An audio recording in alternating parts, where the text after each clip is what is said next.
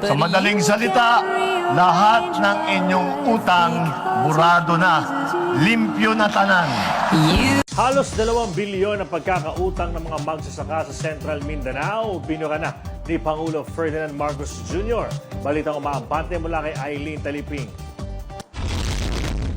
Burado na ang pagkakautang ng mahigit 20,000 agrarian reform beneficiaries sa Central Mindanao na umaabot sa mahigit 1.47 billion pesos matapos pangunahan ni Pangulong Ferdinand Marcos Jr. ang pamamahagi ng Certificates of Condonation with Release of Mortgage. Sa kanyang talumpati, masayang ibinalita ng Pangulo sa mga magsasaka mula sa Sarangani, Cotabato, South Cotabato, Sultan Kudarat at Davao del Norte na burado na ang pagkakautang ng mga ito sa gobyerno kasama ng amortisasyon, interest at surcharges. Katuparan niya ito para sa mas magandang kinabukasan at matatag na agrikultura at ekonomiya. Kasama ring ipinamudmod ng Pangulo ang Certificates of Land Ownership Awards at e-titles.